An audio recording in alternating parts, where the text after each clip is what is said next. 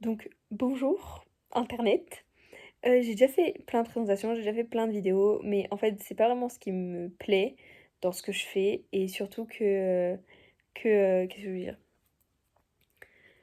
Que j'ai envie de vraiment me présenter, de vraiment tourner un nouveau chapitre dans ma vie parce que ma vie, c'est quelque chose de très particulier et j'ai envie de la partager parce que ma vie est vraiment bizarre et j'ai vraiment l'impression d'être la seule dans tout le monde entier à vivre ça.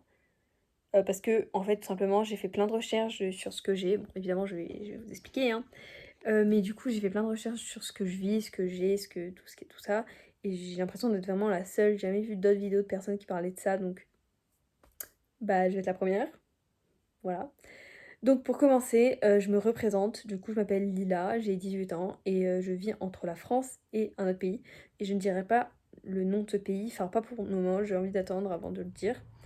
Pour le moment, ce sera juste l'autre pays. Et de toute façon, je vais y retourner et bah, vous verrez pas le nom du pays, juste vous allez suivre mes vlogs bah, dans ce pays-là.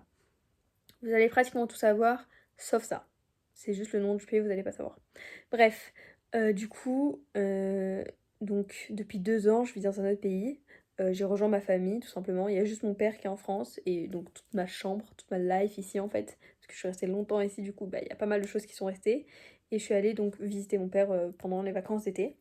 Et comme je m'ennuyais et que, bah, j'ai grandi, je me suis dit: «Pourquoi pas, allez, je me lance cette fois-ci réellement dans les vidéos» parce que j'ai fait plein de vidéos et cetera, mais je les ai jamais montées. J'avais carrément acheté une caméra, mais une caméra de merde. OK, il y a pas le micro, il y a rien, c'est vraiment de la merde. Je peux même pas envoyer des fichiers à un ordinateur ou quelque chose pour faire, du montage. Donc j'ai abandonné l'idée de la caméra, du coup je vais la revendre. Bref. Donc du coup, je suis partie du coup de la France parce que, bah, à l'école, c'est très compliqué. C'est-à-dire que j'ai eu mon brevet, mais après le brevet, quand je suis arrivée au lycée, ça a été très, très, très, très dur. Déjà parce que j'ai perdu ma cousine, qui est décédée, j'étais très proche d'elle. Ah, j'ai pleuré. Et du coup, il y a eu un gros truc qui s'est passé, j'ai été un peu en dépression. C'est pas une grosse dépression, genre comme tout le monde parle et cetera, mais j'étais très déprimée. J'ai commencé à me faire du mal. Bon, évidemment, j'ai commencé à faire du mal quand j'étais en quatrième. Et là, on parle de la cinquième. Bon, là, ça fait déjà 1 an et demi, 2 ans que j'ai pu recommencer. Mais je me faisais du mal. Enfin, faut pas le faire, mais bon, voilà. Oula. Mais du coup, quand je suis arrivée au lycée, en seconde, c'était horrible. J'ai vécu cette année comme je sais pas, mais c'était horrible. C'était vraiment quelque chose que j'ai détesté. Et voilà. Et du coup, quand je suis arrivée en seconde, il y a eu les cours de maths, tous les cours, et cetera. Et j'étais dans les notes en chute libre alors que je travaillais beaucoup. Je suis dyslexique, dysorthographique, dyscalculie et HPI. Donc tout ça, je le dis pas parce que, enfin, j'ai pas été diagnostiquée par TikTok. Je suis allée dans un vrai psychologue, psychiatre, etc. Donc c'est vrai, j'ai des papiers, j'ai des preuves, tout ça, mais je vais pas montrer parce que c'est quand même ma vie privée un peu. Donc voilà, donc c'est vrai. J'ai été suivie, enfin, j'avais eu une AESH avec moi et une AVS, comme on disait avant. Donc c'est une personne qui est à côté de toi et qui t'écrit les cours, etc., qui te met dans une case de handicapé que ben, je suis pas en fait, je suis une personne normale en fait, j'ai des yeux, j'ai deux nez, tout va bien en fait. Mais j'ai été vraiment catégorisée comme une handicapée. Voilà, donc c'est un handicap certes, mais ça ne sert à rien de le mettre dans la catégorie des handicaps parce que bah, je peux marcher, j'ai pas besoin de la carte handicapée, tout va bien quoi. Ok, j'ai un dossier MDPH, mais ça veut pas dire que je suis handicapée et qu'il faut vraiment me mettre dans cette case. Bref, je m'égare. Et comme je savais que toute ma famille était là-bas et que là-bas le monde, enfin la vie était beaucoup plus simple qu'ici, je me suis dit: «Je saute le pas et j'y vais». Donc j'y suis allée, voilà, j'ai déménagé, ça a été très dur la première année, mais mes notes ont largement augmenté. C'est-à-dire que ici en France, on commence enfin déjà, je vais commencer par le commencement, les semaines étaient très dures. J'étais en internat, comme là je suis toujours en internat, mais les semaines étaient très, très, très, très dures. C'est-à-dire que je commence à 8 heures, je terminais à 21 heures avec, les cours en plus, les maths, enfin je parle des maths en particulier parce que c'est là où j'ai eu ma plus grande faiblesse. J'avais des 3, des 4 dans les évaluations. Ma moyenne de mathématiques était de combien? De 4, 5 grand maximum. Et le maximum des notes que j'avais, c'était 7. Et quand j'avais 7, j'étais contente parce que j'avais fait des progrès. Du coup, quand je suis partie, j'avais, parce que c'est en pourcentage là-bas, j'avais 100% au contrôle de mathématiques. Voilà, donc déjà ça change. Et les semaines sont beaucoup plus simples. euh, et genre largement plus simples. Bah, je suis désolée, on commence à 8h, on termine à 14h, qui dit mieux? Et l'après-midi, on a le temps de faire, nos devoirs, de faire des activités et surtout qu'on a, quelque chose qui s'appelle, le centre d'études.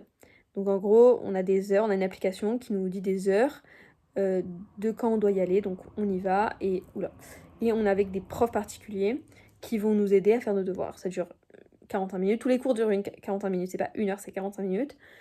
Du coup, c'est bien plus simple, et je vous ferai un room tour, de mon école quand j'y retournerai. Et du coup, voilà, et là, je suis à ma dernière année d'école, donc en terminale. J'ai passé le bac parce que du coup, quand on est en première, on passe déjà une grande partie du bac. Donc on a le bac d'histoire que j'ai pas histoire l'année prochaine. Citoyenneté, c'est, comment on appelle ça? C'est, j'ai pas le truc en français, enfin le cours qu'on avait. EMC, c'est EMC, voilà. J'ai ça, je l'ai pas l'année prochaine, par exemple. Enfin, il y a plein de cours que j'ai pas l'année prochaine. Bref, et donc du coup, voilà. Donc ça, c'est la partie école. Donc je suis contente parce que du coup, j'ai eu le bac de maths, avec 17. Voilà, j'ai eu 17 au bac. 17 sur 20, bon, je facilite, hein, je fais sur 20, mais quand je parlerai de pourcentage, c'est la même chose, vous divisez par 5 et c'est pareil. Bref, et donc bah, je suis très fière de moi. Ça veut bien dire que je peux prouver, ce que je suis. Ça m'a redonné foi à la vie. Enfin, ça m'a redonné du courage pour continuer mes études. Voilà, déjà une partie école, mais maintenant partie un peu plus personnelle. Donc faut savoir que je suis une personne qui stresse énormément.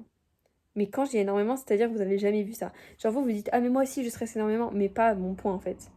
Moi déjà, je suis hémétophobe, OK, donc si vous savez pas, c'est de la peur du vomi.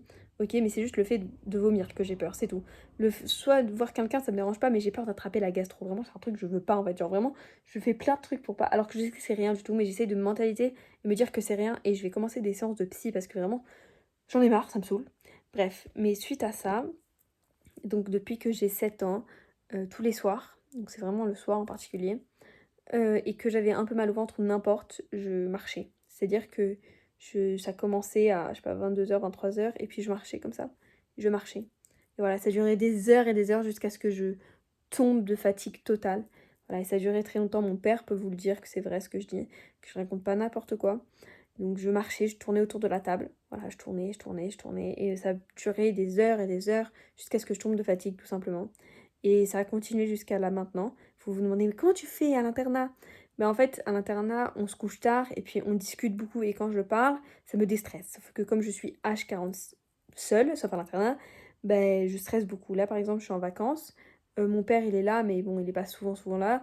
Et je suis souvent seule, donc j'ai personne à qui parler, j'ai rien à faire en fait. Du coup, je marche, ou alors je stresse. Je me fais des scénarios de fou dans ma tête et puis je me couche à 3h du matin, alors que je suis épuisée. Je me fais des tisanes, pour me déstresser, j'ai des médicaments pour me déstresser. Heureusement qu'il y a mon téléphone, parce que sans mon téléphone, je pourrais pas me faire une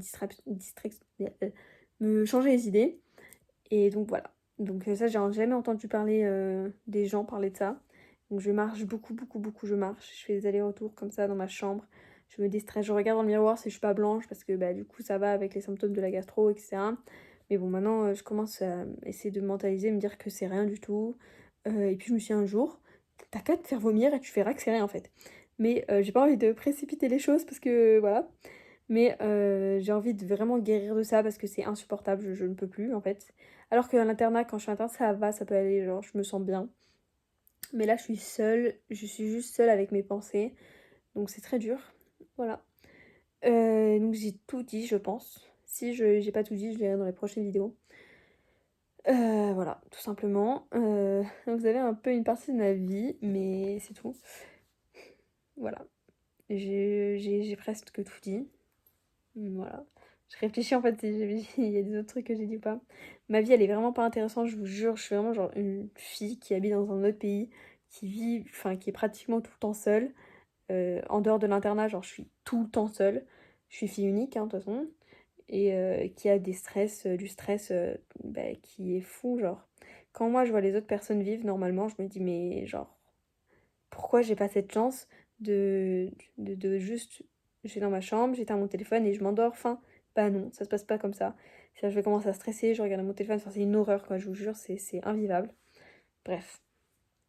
Sur ce, On se retrouve pour les prochaines vidéos. Cette vidéo aura duré du temps, mais je pense qu'elle est importante, parce que même si je sais qu'il y a personne qui va la regarder, mais je me dis qu'un jour, si je deviens célèbre, ou je sais pas, si j'ai une petite communauté qui me suit, etc., bah, genre cette vidéo est importante pour me présenter. Bon, je me représenterai plus, quand j'aurai un autre âge, mais pour le moment, elle est importante. Voilà.